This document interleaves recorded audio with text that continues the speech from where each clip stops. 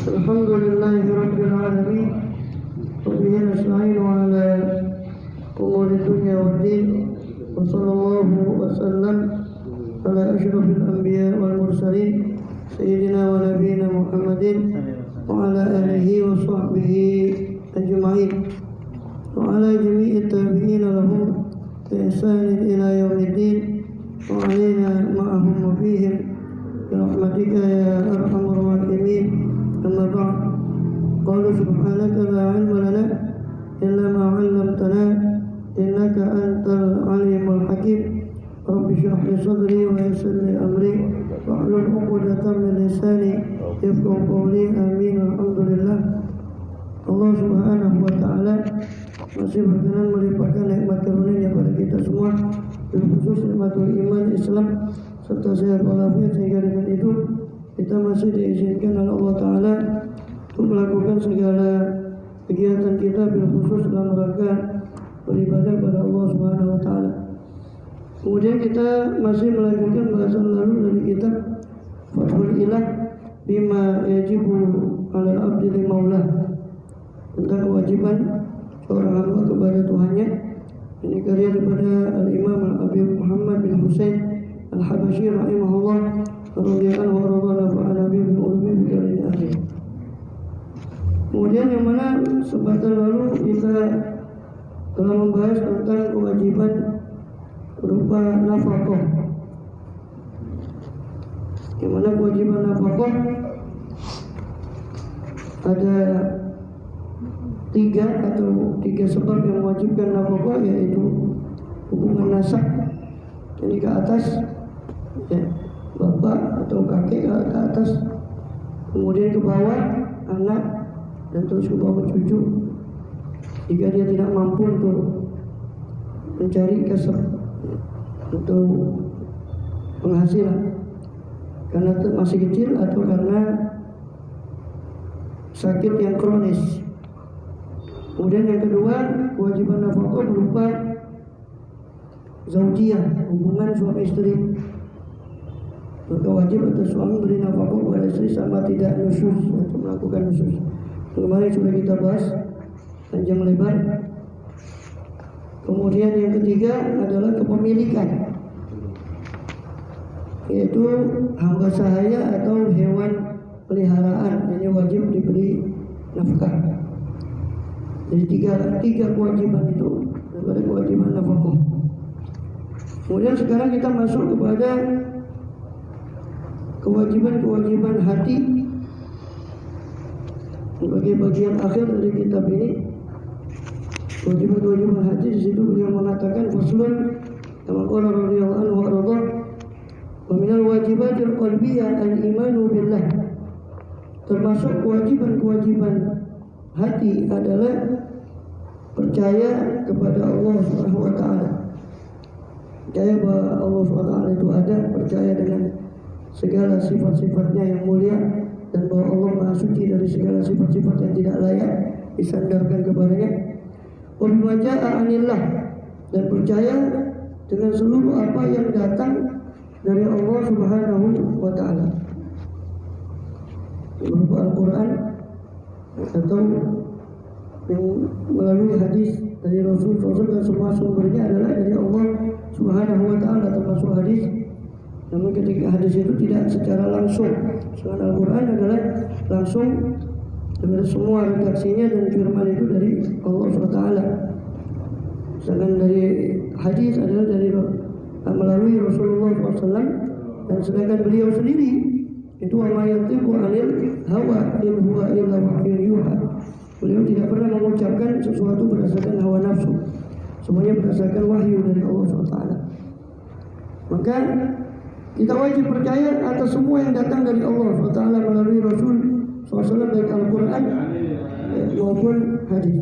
Begitu juga iman kepada Rasul SAW, bahwa beliau benar diutus dari Allah SWT, dan bahwa beliau SAW adalah akhir para anbiya wal mursalin, penutup para nabi dan para rasul alaihi wassalatu wassalam. Wa bima jaa'a an Rasulillah, dan wajib percaya dengan seluruh apa yang datang dari Rasulullah SAW. Konsekuensinya bahwa ketika kita mengucapkan asyhadu anna Muhammad Rasulullah, saya bersaksi bahwa Nabi Muhammad adalah utusan Allah, maka konsekuensinya adalah kita percaya dengan seluruh apa yang disampaikan oleh Rasulullah SAW. Tidak mungkin Allah yang maha segala-galanya itu mengutus sembarang utusan. Pastilah utusan itu adalah orang-orang yang terpilih. Di antara sifat orang yang terpilih adalah jujur, tabligh, menyampaikan dan seterusnya. Maka kalau konsekuensi kita, kalau kita mengatakan sudah asyhadu anna Muhammadar Rasulullah, berarti kita harus percaya dengan semua yang datang dari Rasulullah SAW. Selama itu benar, selama itu sahih dari Rasulullah SAW, bahkan hadis dhaif, hadis lemah pun kita tetap harus beradab kepada ucapan Rasulullah SAW. Jadi Salim Syatri pernah waktu berangkat ke Indonesia itu pernah bercerita, ada satu orang ya, ulama, ya, alim, tapi meremehkan hadis dhaif, bahkan cenderung boleh katakan merendahkan hadis dhaif, menyepelekan. Maka akhirnya dia dimimpikan Rasulullah SAW dan dihukum oleh Rasulullah SAW atas dustaannya atau peremehannya terhadap hadis dhaif itu, dipukul daripada punggung itu sampai bangun itu membekas, ya, sampai akhirnya dia bertobat dari perbuatannya itu. Sampai suatu kali dimimpi oleh Rasulullah SAW dan Rasul mengusapkan tangannya ke bekas daripada luka orang itu tadi, dan seketika itu sembuh. Ketika bangun, beliau ini orang ini sembuh. Artinya hadis dhaif itu ketika dalam mimpinya dicerca oleh Rasul. Kenapa kamu tidak? Ini kamu meremehkan ucapan saya seperti ini, seperti ini. Dan itu dhaif ya Rasul, kata si ulama tadi. Maka dikatakan apa tidak cukup itu adalah perkataan saya. Ya, meskipun yang menyebabkan dhaif itu terkadang periwayatnya dari orang-orang yang seperti itu. Apa tidak cukup itu perkataan saya? Artinya tetap kita beradab. Maka dari bab kehati-hatian, ya, mazhab jumhur Ahlussunnah wal Jamaah tetap boleh mengamalkan hadis dhaif dalam fadhailul amal, dalam keutamaan-keutamaan amal, selama bukan itu dalam hal menentukan sesuatu yang penting seperti halal haram dan sebagainya. Dan dengan syarat, memang ada beberapa syarat yang hanya tidak terlalu lemah sehingga hampir ditengarai palsu. Ya. Nah, kalau memang itu hadis palsu, maka kita tidak boleh menyandarkannya ke Rasulullah SAW. Karena berarti sama dengan naudzubillah kita menyandarkan sesuatu yang beliau tidak ucap, kita katakan beliau mengucapkan padahal beliau tidak mengucap. Padahal sudah jelas berkata bahwa yang muta'ammidan falyatabawa maq'adahu, siapa yang berdusta atas nama saya dengan sengaja, maka dia berarti mempersiapkan tempatnya dari, silakan dia persiapkan tempatnya dari api neraka. Waliyadzubillah. Selama hadis itu dhaif, bukan palsu, ya boleh kita beramal seperti banyak hadis-hadis tentang keutamaan amal dan sebagainya. Ini boleh kita pakai. Dan kita niat mengamalkannya itu sebagai bentuk kehati-hatian terhadap sabda Rasulullah SAW. Dan tidak memastikan memang 100% bahwa itu ya, dari beliau, tapi kehati-hatian daripada itu sabda beliau. Karena memang hadis dhaif pun ada daripada sabda beliau Rasulullah, bukan semuanya kemudian dibuang atau semuanya itu palsu, berbeda dengan hadis yang memang palsu.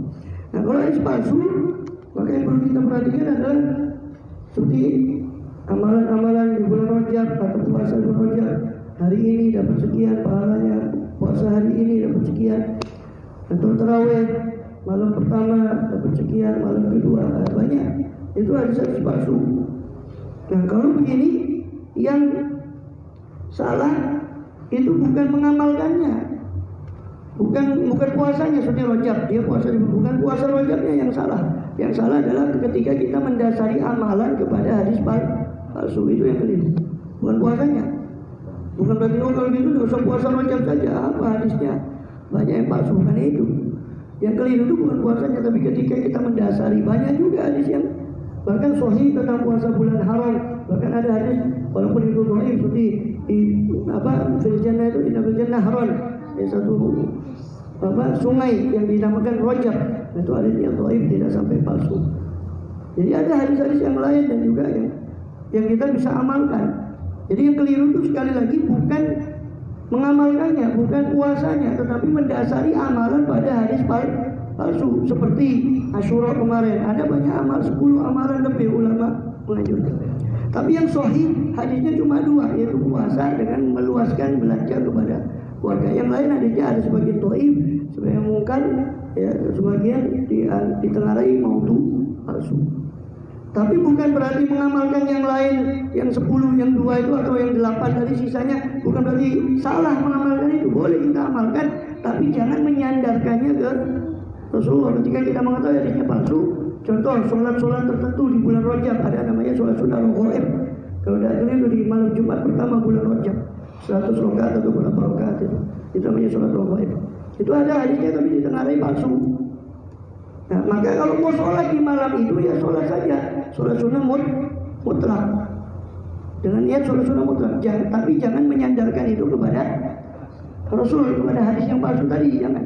Sekedar kita ini malam rojab, ini malam baik, malam mustajabah, dan kita gunakan untuk sholat. Dan Rasul itu sudah mencakup dalam satu hadis Rasul, as-sholatu khairul mawatin, sholat itu sebaik-baik tempat. Falyastaksir aw liyastakir, silakan memperbanyak, silakan mempersedikit. Katakan Nabi begitu. Sholat itu sebaik-baik tempat dimanapun, selama itu bukan waktu yang diharapkan untuk sholat. Silakan memperbanyak, silakan mempersedikit.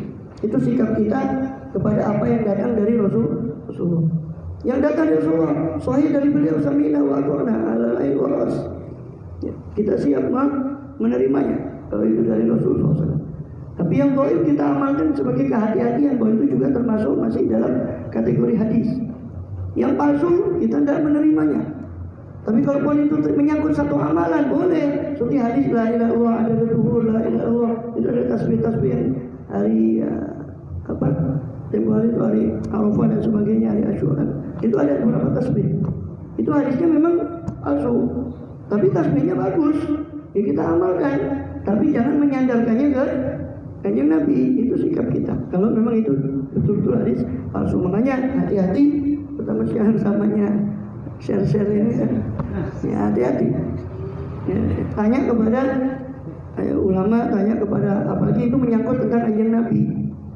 Ya, dan kita himbau bagi orang yang memang orang memiliki ilmu, kalau meng-share sesuatu itu apalagi itu berkenaan dengan Rasulullah SAW, paling tidak akan mencantumkan marji atau referensinya dari mana, atau hadis itu riwayat siapa dan sebagainya, sehingga orang awam pun tidak ragu, oh ini ada referensinya. Ya. Kemudian tentang, jadi semua yang datang dari Rasulullah kita terima. Wa tasdiq, juga membenarkan iman secara benar-benar. Tasdik itu percaya, kebenaran secara betul-betul. Wal yaqin, keyakinan. Yakin ini puncak dari keimanan.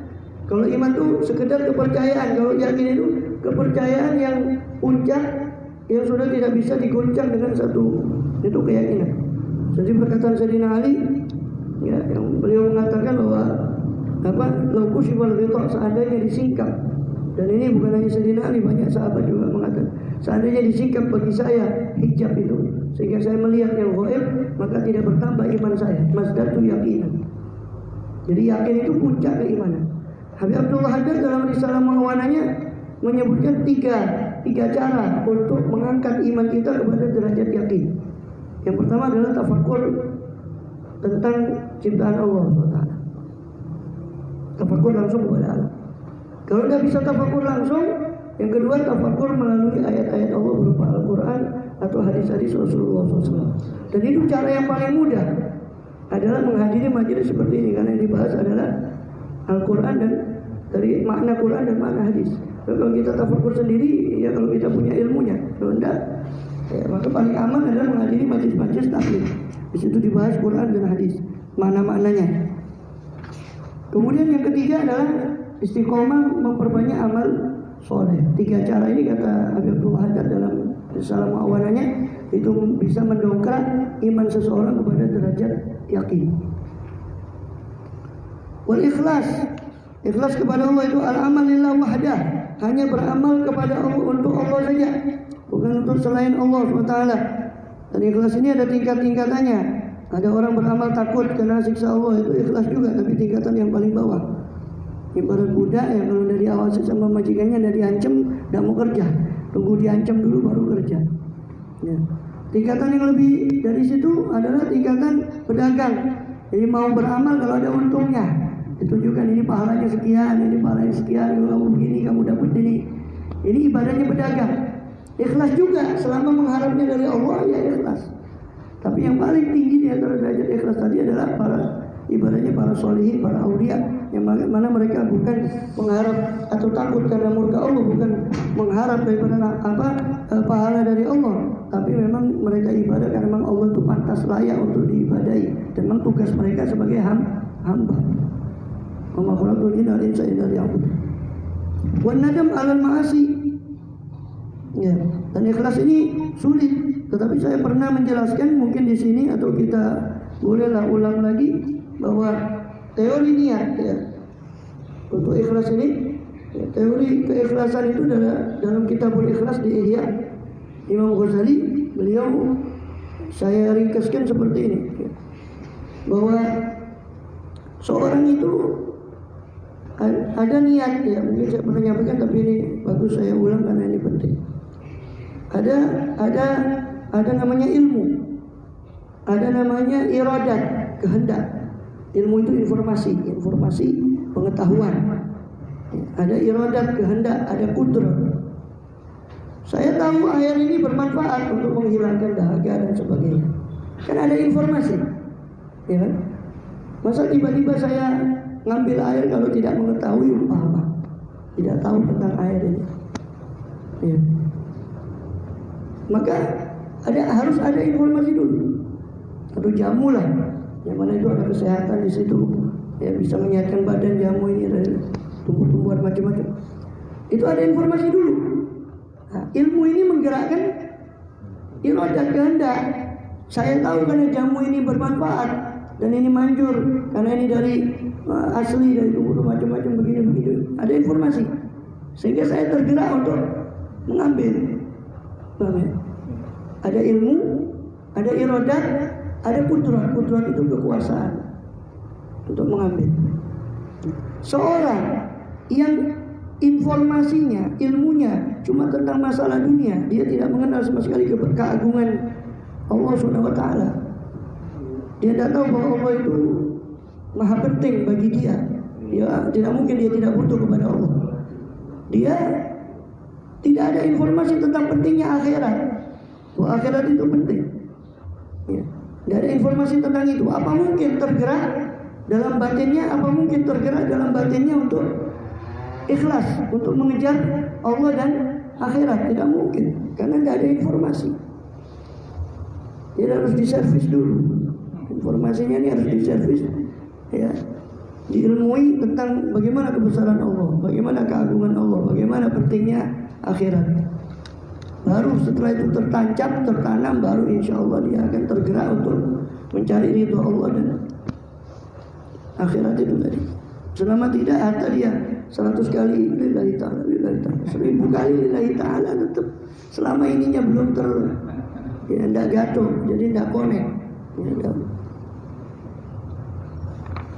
Ya, kemudian wan nadam 'alal ma'asi. Ya, menyesal atas perbuatan kemaksiatan, dan penyesalan ini asal dari taubat. Seorang tidak mungkin bisa bertaubat, seorang tidak mungkin menyesal atas satu kemaksiatan selama dia, ini juga disebutkan oleh Imam Ghazali dalam kitab Taubah di Ihya-nya. Seorang tidak mungkin menyesal atas satu kemaksiatan selama dia belum mengerti hakikat siapa Allah yang dia berbuat dosa kepadanya, dan dia belum mengerti hakikat dosa, bahwa dosa itu menghijab antara hubungan dia dengan Allah, yang mana dia tidak mungkin tidak butuh kepada Allah. Bahwa hakikat dosa itu ibarat racun, bahkan lebih bahaya dari racun yang dimasukkan kepada minuman atau makanan. Umpama kita taruhlah begini, ya, dihidangkan makanan yang lezat, kita tahu di dalamnya itu ada racun. Selezat apapun makanan itu, pasti kita tidak akan mau memakannya. Itu maksiat. Ketika orang mengerti hakikat maksiat, bahwa maksiat ini membawa kesengsaraan, dikubur. Racun yang bukan hanya di dunia. Kalau racun dunia paling banter mati kan itu. Ya, paling banter mati. Nah, sedangkan racun maksiat itu dikubur, belum di akhirat, dikubur sampai di akhirat. Membawa kesengsaraan yang abadi. Nah, ketika dia mengerti hakikat maksiat, bahwa maksiat ini lebih bahaya dari racun, maka seenak apapun kemaksiatan itu dia tidak akan menyentuhnya. Sama dengan makanan tadi yang enak, di situ dia tahu kalau ada racun, tidak mungkin dia sentuh. Jadi orang tidak mungkin menyesal tanpa mengerti hakikat Allah yang mana dia kepada Allah lah dia berbuat dosa. Seperti kata wahyu Allah pada Nabi Uzair disebut di Nasaiul Ibad. Ya Uzair, wahai Uzair, kalau kau berbuat dosa, jangan kau lihat kecil besarnya dosa, tapi lihatlah kepada siapa kau berbuat dosa. Yang kau berbuat dosa kepada Allah SWT yang memberikan segala-galanya. Ya. Ketika kau dapat nikmat, jangan kau lihat besar kecilnya nikmat itu, tapi lihatlah siapa yang memberi nikmat. Ya, saya sering memperumpamakan ini pulpen ini bagi seorang pemuda, orang anak remaja dari artis yang dia ngefans betul. Dia ngefans betul sama artis itu. Dikasih umpama. Pulpen macam ini bisa beli di toko mungkin 2.500. Tapi kan ketika yang memberi itu amin, artis idolanya itu kan nilainya beda. Maka ketika datang kepada nikmat, jangan kau lihat besar kecilnya nikmat itu, tapi lihat siapa yang memberi nikmat. Allah Ta'ala. Siapa kita, siapa Allah. Allah memberikan kepada kita, siapa kita, siapa. Ya. Wa nadam alal ma'asi, menyesal atas kemaksiatan. Wa tawakkul ala Allah, tawakal kepada Allah. Ya, berserah diri kepada Allah Subhanahu wa Ta'ala. Tawakal ini butuh tauhid. Ketika seorang itu, ya, saya kasih kuncinya saja. Tauhid yang dibutuhkan untuk tawakal. Kalau baca Ihya ada tutup ya. Saya kasih kuncinya saja. Di Ihya itu disebutkan di bab tawakul, bab tauhid buat tawakul itu disebutkan begini. Seorang ya, ini tauhid yang menjadi sebagai dasar dari tawakal. Seberapa pintar pun seandainya manusia dan jin ini semua yang dari awal dan sampai akhir masa itu berada pada otak yang paling pandai sekalipun. Bukan manusia toh, jinnya semua. Manusia dan jin ini dari zaman Adam terus dari awalnya manusia, awalnya jin sampai akhirnya masa tadi nanti kiamat ini semua berada pada otak yang pintar sekalipun. Dan mereka ingin memberikan kepada kita manfaat. Maka tidak akan dapat mereka itu memberi manfaat kepada kita meskipun mereka berada pada otak yang paling pandai sekali. Begitu pula sebaliknya, tanpa kehendak dari Allah. Sebaliknya mereka juga tidak mampu memberi madarat selama tidak ada kehendak dari Allah. Itu tauhid yang menjadi dasar tawakal. Adapun tawakal kepada sebab, ini semua amal hati, ini masing-masing amal hati ini butuh perincian sendiri-sendiri ini. Amal hati ini butuh perincian sendiri-sendiri. Ya, kita mungkin nggak sampai habis ini. Tawakal itu ya butuh tauhid tadi itu. Jadi ketika kita sudah yakin itu, sebagaimana dawuhnya Rasulullah, dan ini hadis sangat berkesan sekali, paling di antara hadis yang paling berkesan bagi saya ketika belajar itu termasuk Arba'in Nawawi, itu adalah hadis itu. Ini nasihat Rasulullah SAW kepada Abdullah bin Abbas. Ya gulam, ihfazillah yahfazka. Wahai pemuda, kata Rasulullah pada Abdullah bin Abbas. Waktu itu beliau membonceng Abdullah bin Abbas di belakang. Sahabat Abdullah bin Abbas radhiyallahu anhu dibonceng oleh Rasul. Ya gulam, ihfazillah, jagalah Allah, yahfazka, maka Allah akan menjagamu. Ihfazillah tajid tujahka, jagalah Allah, maka kau akan mendapati Allah selalu berada di hadapanmu. Ini ketika kau butuh, pasti Allah. Maksudnya jagalah Allah, jagalah syariat Allah, jagalah perintah Allah untuk dilaksanakan, jagalah larangan Allah untuk dijauhi. Pasti Allah akan menjagamu. Tidak usah diminta, Allah akan menjagamu. Dan berkenalanlah kepada Allah saat kau sulit. Ta'aruf ila Allah fi raha. Berkenalanlah kepada Allah saat kau lapang. ya'rifka fi syiddah, maka Allah pasti akan mengenalimu ketika kau sulit. Ya ini enggak kan? Waktunya banyak utang ya, ke masjid, ketika walaupun nang masjid itu ya durung iso nyaur iku utang kuat. Udah ditagih ngumpet nang. Ya kenalilah Allah pada saat kau lapang, enggak usah diminta, Allah pasti akan mengenali pada saat kau sulit. Ya. Terus ketahuilah, i'lam annal ummah, ketahuilah wahai pemuda, kata Rasulullah SAW. Annal ummah, ini yang berkaitan dengan masalah tauhid tadi. Seandainya umat ini semuanya, jinnya, manusianya, ijtama'u, berkumpul ala ayyan fa'uka, untuk memberimu satu manfaat. Lam yanfa'uka bisya'in, mereka tidak mungkin bisa memberimu satu manfaat walaupun kecil, illa maka taballahu laka, kecuali apa yang sudah Allah tetapkan bagimu.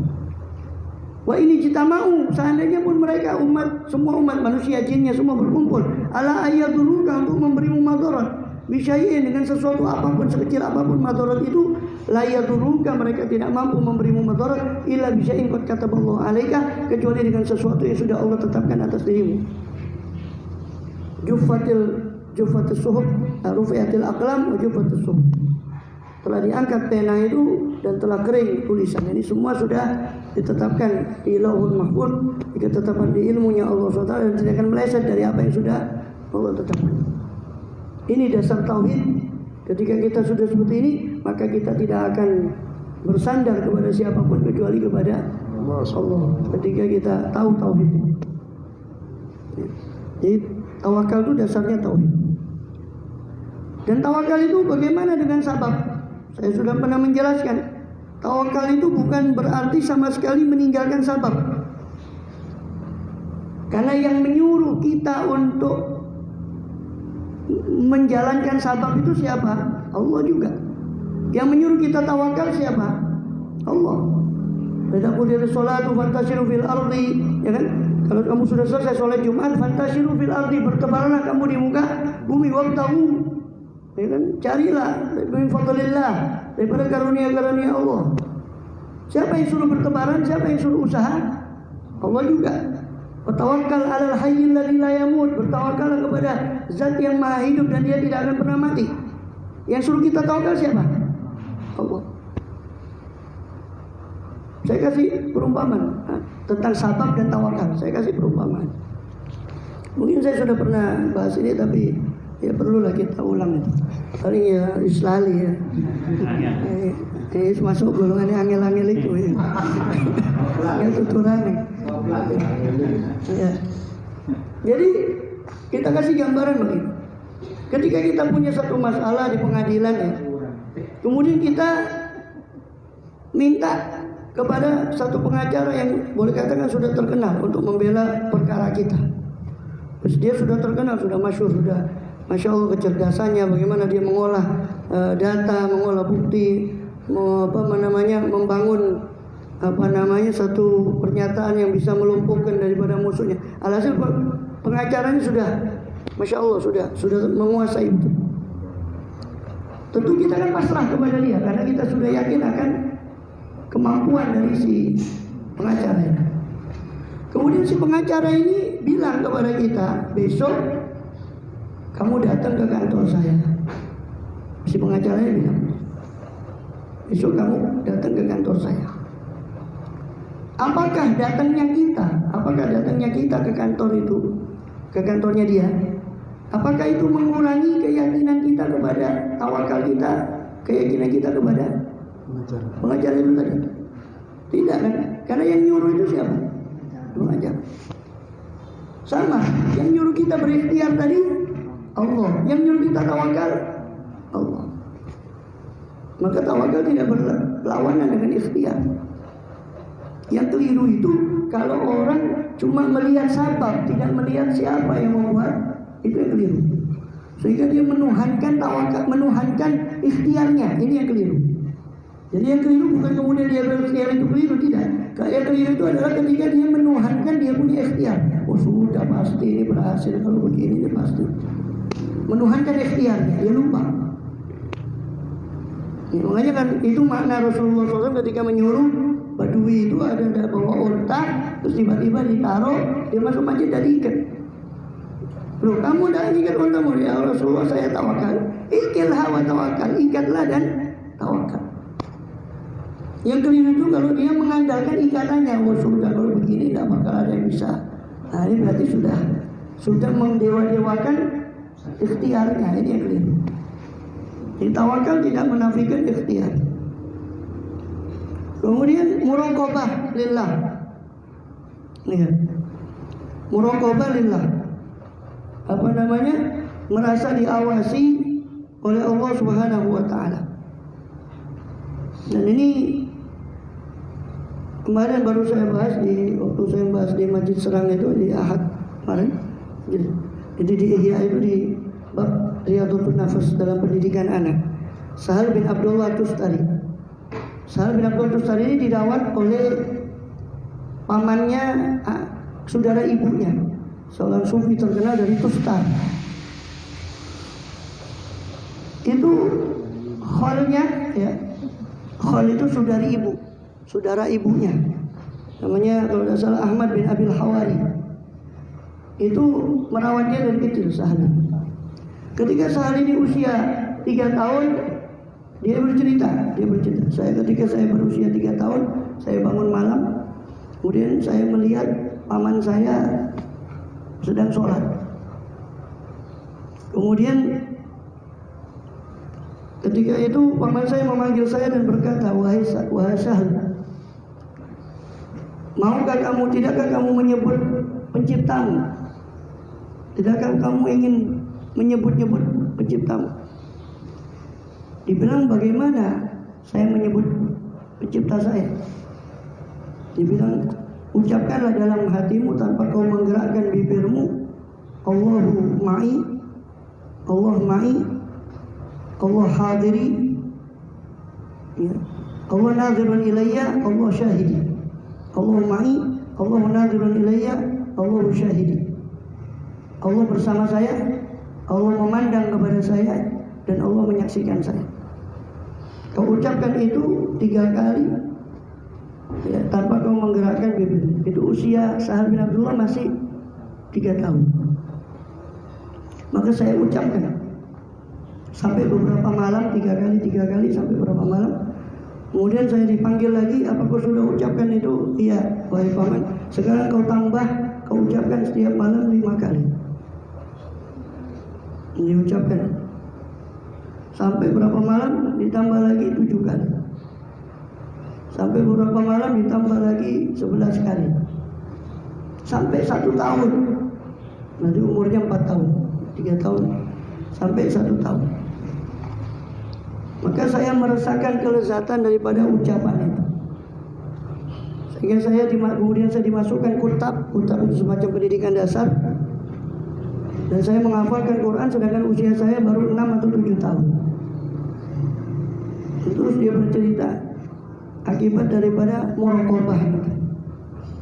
Ya, Habib Hasan bin Shalih Al-Bahar Al-Jufri itu juga punya ini zikir yang beliau ijazahkan mirip dengan ini.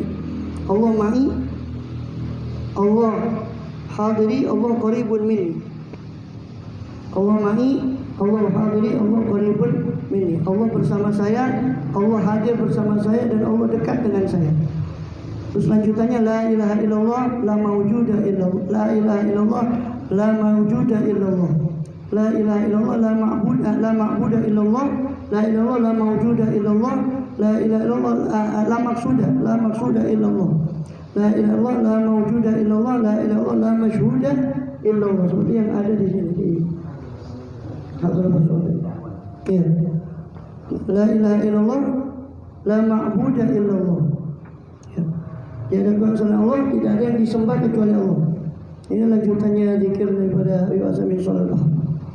Siapa yang melazimi zikir itu, kata beliau, maka akan diberi oleh Allah muraqabah, perasaan diawasi oleh Allah. Dan muraqabah ini salah satu tingkatan ihsan yang paling rendah, itu anta'budallaha ka'annaka tarah, itu musyahadah, menyembah kepada Allah seolah-olah kau melihat Allah. Itu tingkatan musyahadah, tingkatan yang tinggi, dan semua bisa mencapai itu. Maka Rasul tahu karena umatnya tidak bisa mencapai itu, maka dilanjutkan.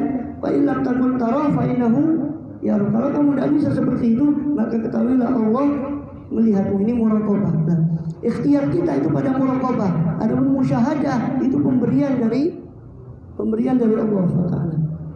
Nah, muraqabah itu kata Imam Ghazali di Bidayatul Hidayah, tidak mungkin kau bisa muraqabah seperti itu tanpa mengatur waktumu mulai dari bangun tidurmu sampai tidur lagi, dengan wirid-wiridmu kau atur sedemikian rupa. Dan itu kuncinya ada di kitab Bidayatul Hidayah tentang mengatur waktu itu. Dan dikatakan orang yang melafalkan atau mewiridkan zikir tersebut, ya, la ilaha illallah, Allahu ma'i, Allahu syahid, Allahu hadiri, Allah qaribun minni. Allah bersama saya, Allah hadir dekat dengan saya, dan Allah qaribun minni, dekat dengan saya. La ilaha illallah, la ma'budu illallah. Ya, ada Tuhan selain Allah, ya, dan la ma'budu illallah, tidak ada sesembahan kecuali Allah. La ilaha illallah, la maqsuda illallah. Tidak ada Tuhan selain Allah dan tidak ada yang dituju kecuali Allah SWT. La ilaha illallah, la masyhuda illallah. Tidak ada Tuhan selain Allah, tidak ada yang masyhud, yang disaksikan kecuali Allah. La ilaha illallah, la mawjuda illallah. Tidak ada Tuhan selain Allah, la mawjuda illallah, tidak ada yang mawjud, yang ada kecuali Allah SWT. Maka kalau sudah tingkatan la mawjuda illallah, maka dia tenggelam, maka dia tidak melihat kecuali Allah SWT. Yang dilihat bukan ciptaannya, tetapi penciptanya. Itu muraqabah, ya, yang menghantarkan kepada musyahadah, dan itu bagian dari ihsan. Ini sudah 14. Nah, sampai situ dulu, udah habis ini nanti. Masalah ilmu hati ini.